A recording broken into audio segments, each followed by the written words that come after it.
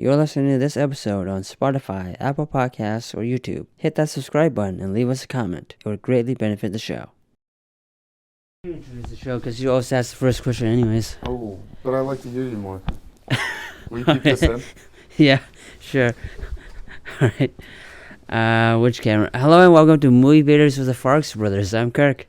I'm Kyle. I'm Nick. And we're joined with David Mair. Yes.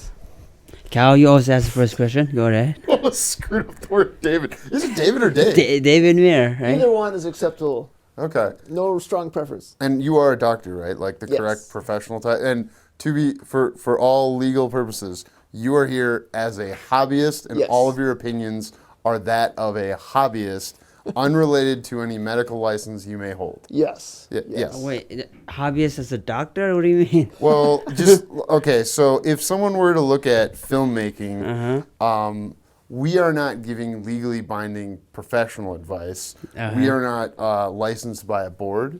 Similarly, I'm sure that in the medical profession, is it ever the case that folks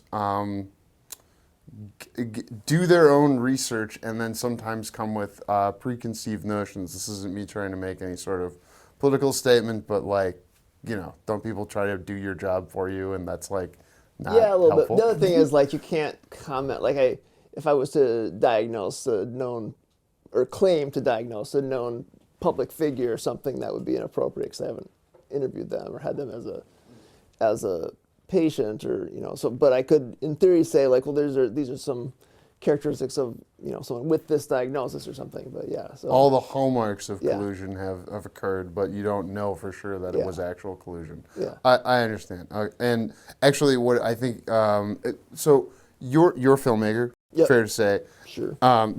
When he says I asked the first question, what he's asking me to ask you is, you do multiple things when you make your movies. Yeah. Which thing got you into making movies? Was it the directing? Was it the writing? Was it the editing? Was it the being able to shoot the camera? What was it that specifically made it? And wait. I was going to say sorry. Welcome to Movie Vaders with the Farx brothers. Again? Again, yeah. Oh, that was pretty good. It splashed. That was terrible. Yeah, that was a good one. It's special, 2 introductions. Yeah. Yeah. It's still, people are listening for you. Okay. I'm They sure want they are. your voice.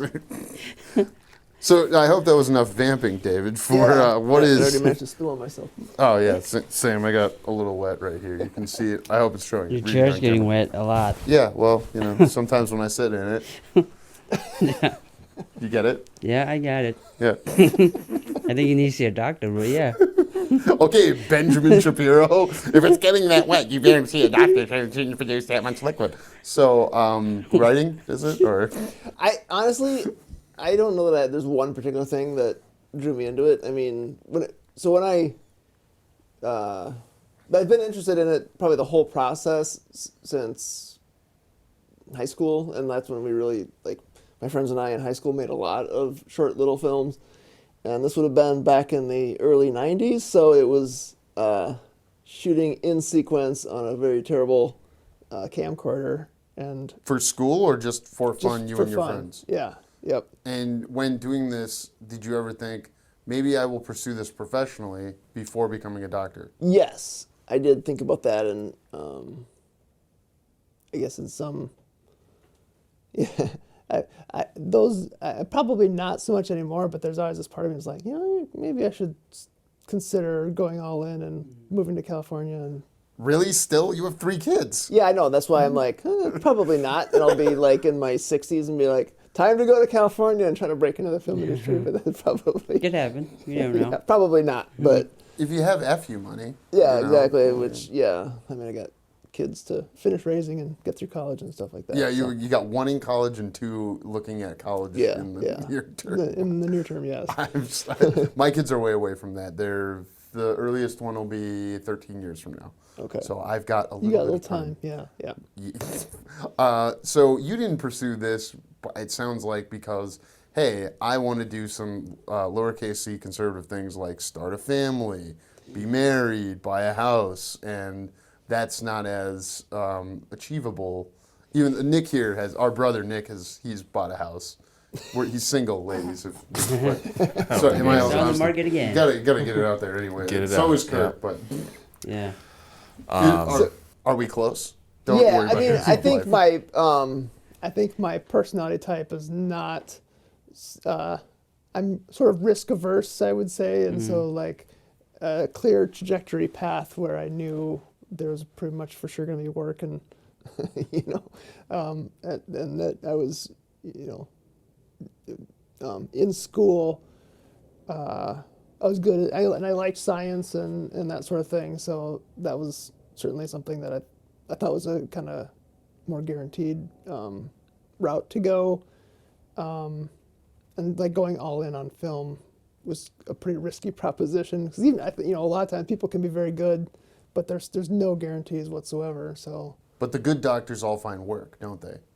Pretty much, yeah. Even the bad ones find work. Again, you've casually observed, not speaking any specific way. Yeah. When do you go from making movies in the 90s in high school? I assume, did you make movies in college at all? Yep. Okay. Less, but yeah, I did. For school? Mostly just for fun still, Okay. but fewer. There was like on campus like a film competition thing, and we did a thing for that, and that was fun. I mean, but I had less time for it, and it was a little harder to put it together. And then took some time off for a bit. When you go to med school? Yeah, and then residency. I actually did do a couple things in residency. We did one little fun project and another that was more of a training video, which you can see online if you're so inclined. It's we're going to link that now. You should have already. About managing violent patients. It's an educational one, but it has some humorous elements to it. Who played the violent patient? It was all fellow residents in the program. And did you take over as like, hey guys, just so you know, I've made some movies in like high school and college. I've got some ideas on what we could be doing. Yeah, I showed Nice. some of my previous work, which it's pretty rough stuff, but I think they still have their charm. So Great. We can't most of those we can't put online because we used all kinds of licensed music, and then we would just we would record. We would take a VCR that had stereo inputs, and we would just record in mono and put music off of like a CD player on one Into the channel, other. and then the audio from just the camcorder on the other, and that was how we did our music. You tracked your own movie with, Yep, all songs. kinds of great soundtracks. And John Williams and wait, Hans you Zimmer. would take like actual like score Yeah. sometimes, and Yeah, wow. yeah. So, and that was, we can't post those online just because it's full of copyright. You can music. mute them and I post guess them we online. could, but And just put little titles like, this is the song we used here. no. That wouldn't, the effort, the juice wouldn't be worth the squeeze. Yeah. So where I'm curious, we've set a foundation. Yep. And you come back into it at some point. Yeah. And is that from 48 Hour? Is it from, okay. So the 48 Hour Film Festival gets you back into it. Yeah. When was this? That was 2010, 11 ballpark. So not long after you moved here from South Dakota? Well, I grew up in Sioux Falls, South Dakota. That's where me and my friends in high school made our films. And I went to the University of Minnesota Morris for undergrad, then University of Nebraska for medical school, then University of Iowa in Iowa City for residency, and then we came back to Minnesota after residency. So 2008, I came back to Minnesota. I've been to Iowa City recently. I sometimes am wearing the hat, the St. Croix. The last movie you worked on, I watched there with the Shocks. Retirement Party, because you worked on Retirement Party, right? Yeah. That was a 48-hour movie. Yeah. From the past 2025, right? Yep. So so you've been doing this 15 years. You've been making 48-hour movies. Yeah. For 15 years. Yeah, and so we did that. We did the 48 a number of years. I helped out with one team. I don't remember the exact year. It's probably 2011 11-ish, and then assembled my own team after that, and we did a number of them. And then just because I only have so amount of energy and time to commit to it, switched over to mostly doing Z-Fest type films because that gives me a little more time and can make a better product, I think. Sure. Do you want to explain the difference between those just because, Yeah. let's say this is someone's first comic book. So for the 48, it's fun because you have 48 hours, you're randomly assigned a genre and line of dialogue, character, and prop, and you have to put those into a short film that you write, shoot, edit, and turn in 48 hours. So it's a fun challenge to move quickly and you don't sleep much. But the beauty of it is at 48 hours you're going to have something. It might be bad, but it's all consolidated. There's some prep beforehand quite a bit to get everybody lined up. But at the end of that weekend you're going to have something. So it motivates you to do something, which is fun. And they can turn out really good. Justin and Kristen Shack with Above the Line Entertainment, they have been doing it longer yet, and they do tremendous work on the 48. They still keep doing it. And I helped out with them this summer. But just like I said, those weekends are very tiring, and Z-Fest, you have some kind of element that you have to have in there, sort of similar time requirement, I think 7-minute long film, but you can take months to get it done rather than 48 hours, which is a blessing and a curse because the 48 hours condenses it all, so you just have one really busy weekend, whereas for something that's more time you can spend I go a month sometimes where I'm just working on VFX every night for a month. What's the conversation with your wife when it's like, okay, we're done with dinner, now I'm going to go to my computer? Yeah, I mean, usually really? what it ends up being is, after kids are younger then, but after the kids are in bed, I'd work late into the night, and I get a little hypomanic where I kind of go with less sleep because I'm so into it at that time that I maybe am only sleeping 4 hours a night and just working on it. But doctor, if you get less than 6 hours, you're the equivalent of hungover.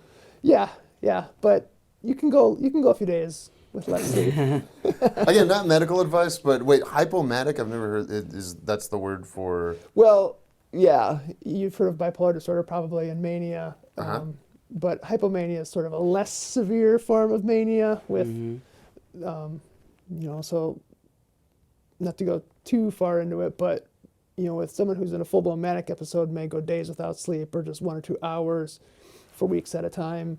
Oh, wow. Where someone with hypomania might go for 4 to 5 days with 3 or 4 hours of sleep per night, and it's not quite to the same level, but still out of character from their baseline. So that's a little what I'm like, I think. I'm in the middle of a project. But yeah, it is one of those things where,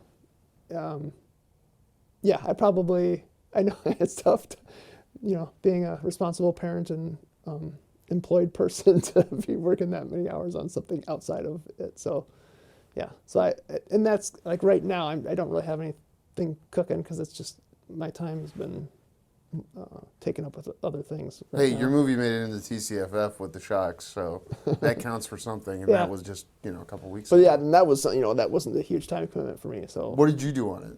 I was assistant director, so I just did a lot of the coordination and just kind of whatever needed to happen on set, help make sure everybody was where they needed to be, got food, got communication with everybody. That's an AD, yeah. Yeah. We pay people to do that because it's worth having somebody who is outsourced from the creative team that is thinking that way. Yeah. So that's huge that the Shocks know to have you do that. It sounds like you put a lot of emphasis in VFX. Are you specifically, I've seen your Z-Fest movies. I like Haunt That Like Button, for instance. That's 2 years old now? It's 2 cycles ago that you did that? Yeah, I think so. Okay. And I guess there's effects in there. How long did that one take you? Because that was one shot. Yeah, it was actually a lot in that one. More than you probably think or realize. Sure. So that one took a lot of time, and for fairly kind of subtle effects, like every candle flame on there was comped in because they're basically not moving at all for the first part, but then once the evil object emerges, then they all start flickering, and so I had to do that all in post, and so like he moves in front of some of them, so I had to rotoscope out the candles. The table was almost completely replaced with other elements that eventually get moved and replaced throughout the thing, because to do the arm coming to life, we had to prepare that ahead of time, exactly how we were going to do that, and then remove elements that like because we pulled the fake arm forward, and then that gets removed temporarily with my real arm, which was painted to look like the fake arm, and then crawl forward to where the artificial one was, and then have him grab it. But like, you don't want to see any of that on there, so things get removed and put back, and then the what appears on the infrared camera was all comped in and done after the fact. Yeah, and there was some retiming. Actually, it's made to look like a one-shot, but there actually were a couple cuts in there that just to cut out like a couple lines that got a little bit flubbed. I was able to just cut out like maybe 1 second and then morph it together, and you can't tell, but there are a couple lines that got fixed in post. So there's a few things like that took a fair amount of time too. I can see my brother's face because he would do most of that on any project. That how did that make you feel? Not alone, less lonely in the universe. Less alone. Less alone. Because in my conversation is I can be an AD. I can't be a VFX person because I don't know. You have the patience for it? I have ignorance at this point in my life. I mean, you can learn. I appreciate your faith in me, and I agree that I should do better for you. It's probably not going to happen in the near term, but like just hearing, we would avoid most of those things. Or like, I guess when you designed the shot of the hand moving, you have it so, because is the table like this and the guy is behind this, so you have a hard line that you can just remove stuff from the bottom of the frame? I'm sort of trying to remember. No, now. not really. I mean, so basically I had to roto the hand for the entire time it was moving. Not entirely, because the bottom part blended pretty well, but the top part didn't, and I had to like remove some of the artificial hand as well.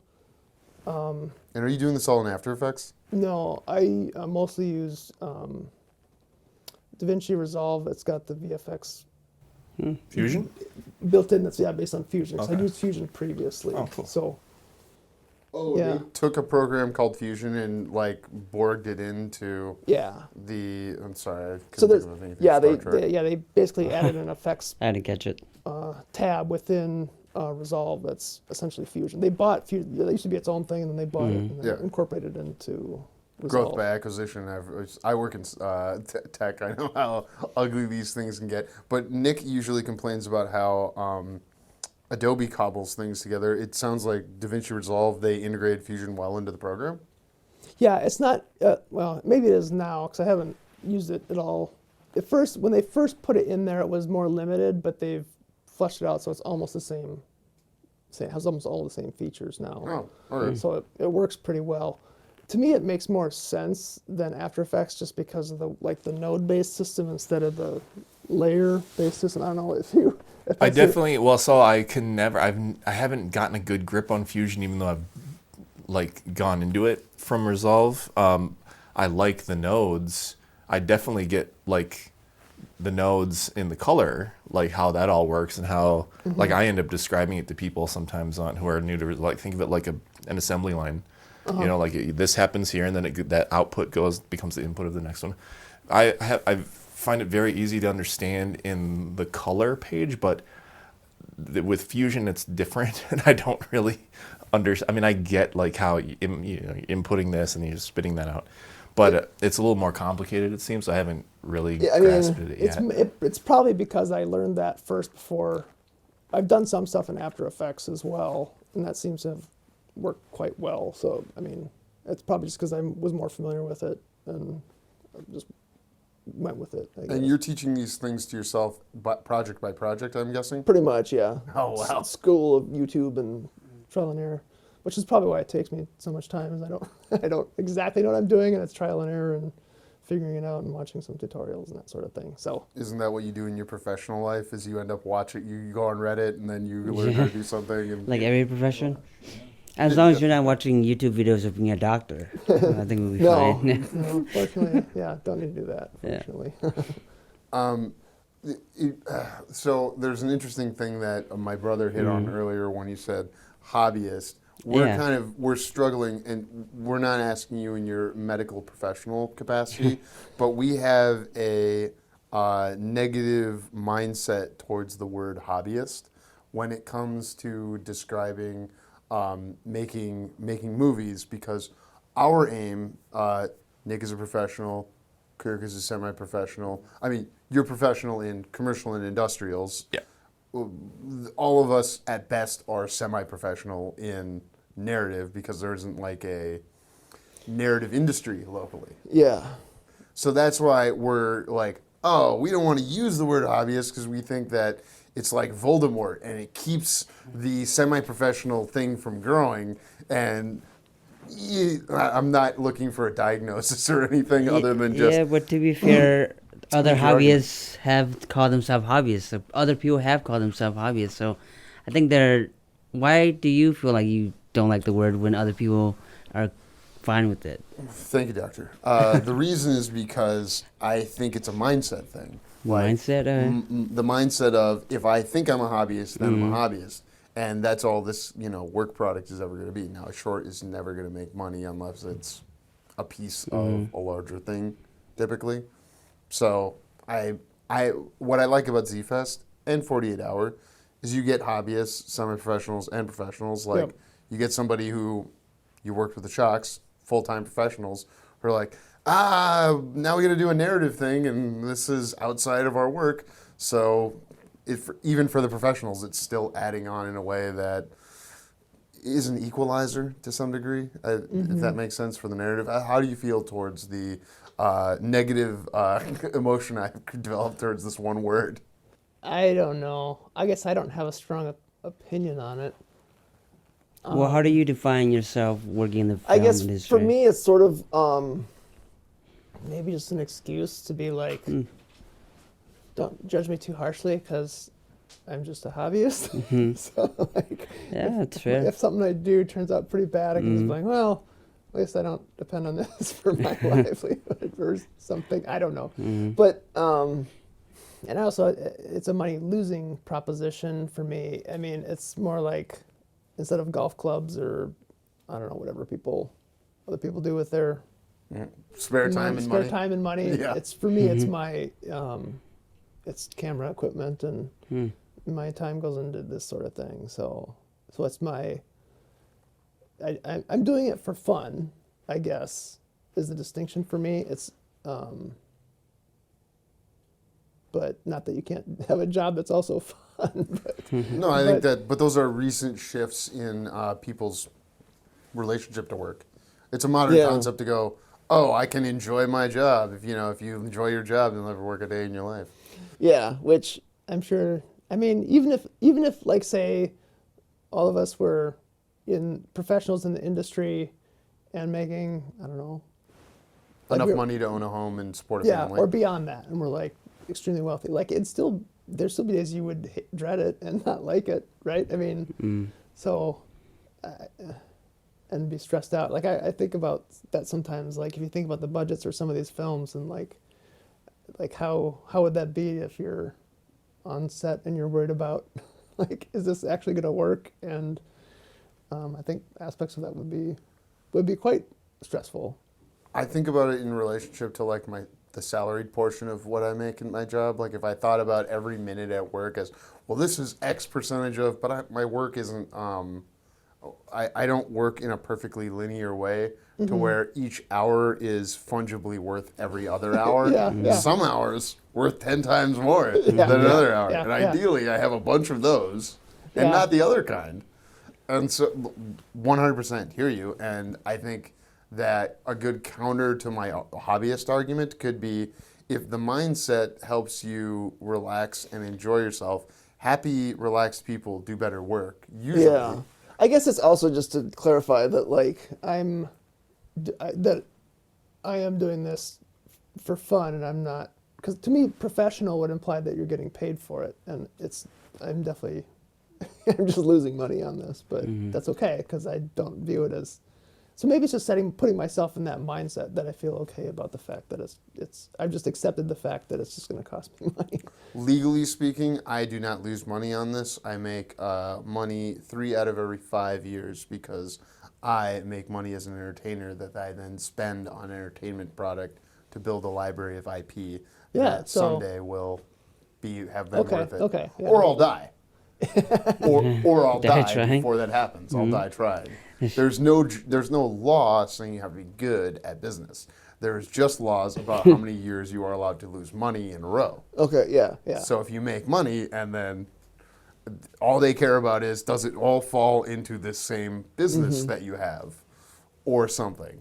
I'm not encouraging tax fraud. This is not legal advice. It's not tax advice. Disclaimer, it's just me speaking very specifically. I hear what you're saying. My counter to that, sir, is that I don't lose money at this because I don't spend more than I make doing my other entertainment jobs. So what would you prefer that, instead of referring to myself as a hobbyist filmmaker, what would you prefer? I'm a libertarian. I don't care how you refer to yourself. Okay. The bigger question, and this maybe would be helpful for like making this conversation broader to the community, because that's part of why we have the podcast, is like to help form fabric within the community of, hey, we've had professionals on, people who have directed multiple movies, feature-length movies, and we've had people who identify themselves as hobbyists, and the range of both sets of people is very diverse.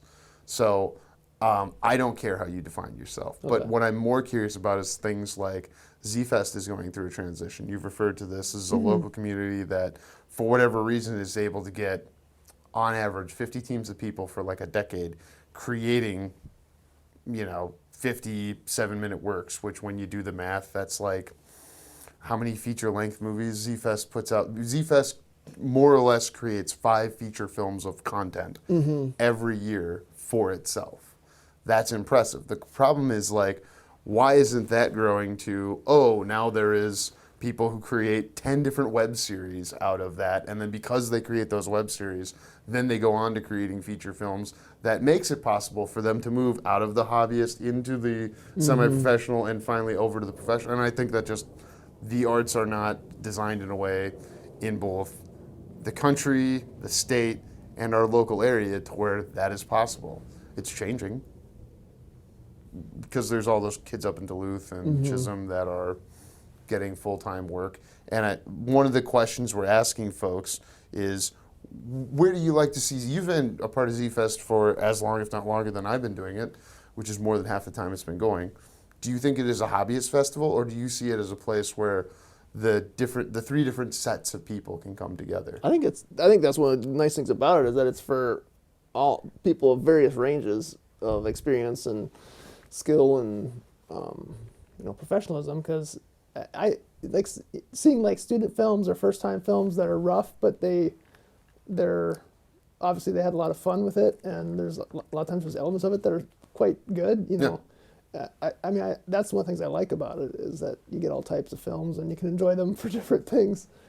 I mean, some that are just absolutely impressive and look as good as any film you see in the theaters. Also could be students, yeah. And to be fair, to give you your flowers, if you will, I have seen you interact with folks that are kind of coming up and saying, hey, I talked to my wife and we liked this movie of yours the best we've seen your movies for the past 2 or 3 years. No one specific, but like just I've seen you say that to folks, and I think that's the best of what this could be. It's how do you build on that to something that creates what's the line, Nick? we have a narrative scene, we don't have a narrative industry. Yeah. Oh, yeah. So we want to grow from a scene to an industry, and how do we do, like, the 3-4 guys in this garage aren't going to do it by themselves. It's just an open conversation and question, because you're on a show that's called Movie Baiters, so the point is to get Minnesotans to disagree with each other and talk very directly about these things, which I don't think Minnesotans like to do. Have you noticed that? Yeah, being we're from South Dakota? non-confrontational people most of the time. I'm someone who will invite people over to my exterior garage and say, "Argue with me! Please come and argue with me, colleague."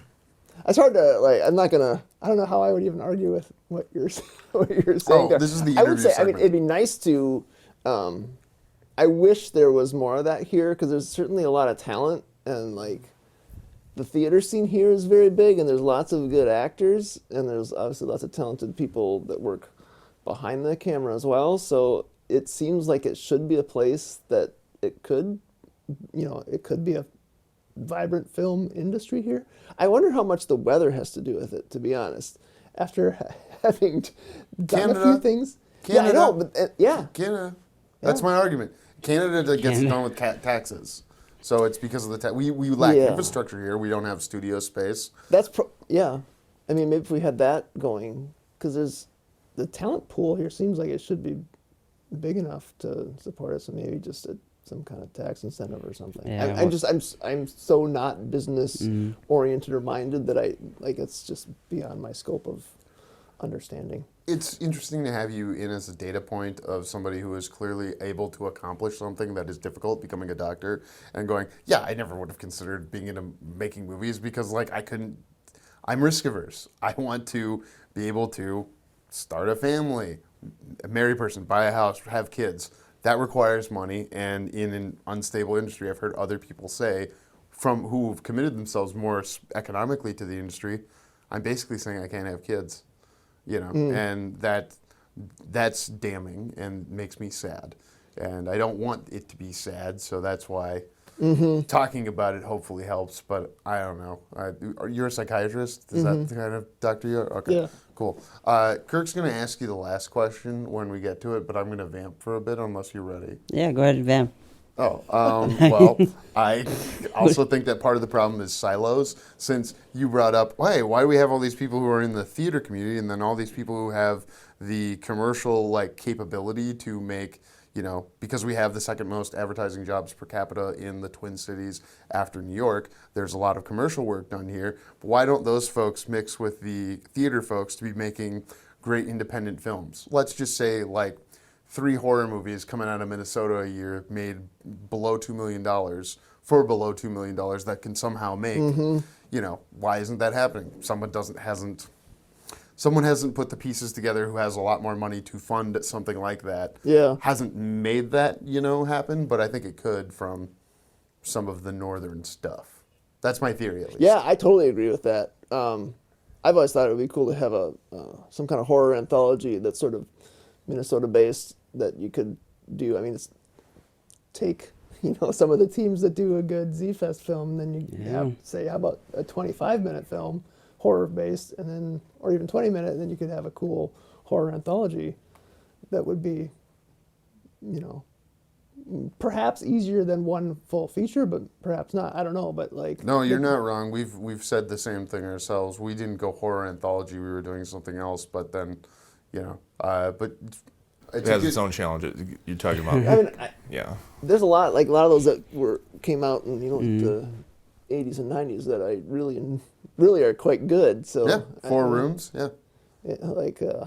Cat's Eye, I think was the one. Stephen King. Wait, what was it? Cat's Eye. Yeah. Oh, I didn't realize there was Tales from the Dark Side. I was gonna say that one. I think that one's held up probably the best of them. Yeah. I think. Sure. So some of those types of things. That's what we should be looking for at Z-Fest this year, boys. We should be looking for people. 2 other teams that we could go, hey, we're going to make a feature with instead of the micro budget we're working on. See how that for Wait, so you don't want to do the micro budget? No, I do. I'm no, that's a different debate. Let's keep trying to stack. I'm trying to build the tracks as the train is already running usually. Yeah, that sounds very dangerous. How was that for vamping? That was great. That was good. Impressive. All right. So the last question we usually ask our guest, David, is Who would you recommend we ask to be on the podcast? I'm gonna say Justin and Kristen Shack if you haven't had them on. We have not. Yeah. This is a good reason for me to follow up from Iowa with them. Because I was in Iowa City. You brought up Iowa City earlier. I saw them there last month for a festival. Yeah. And then I should have seen them at TCFF with your movie, but I'll catch them. So great, thank you. That's a great recommendation. Yeah, I think so. Well, I think we had a lovely interview and a lovely debate, so we'll catch you guys next time. Bye-bye. Thank you for listening. For more JK Productions, find us on Instagram at JK Productions Team and on Facebook, JK Productions MN. Join us next time for another debate.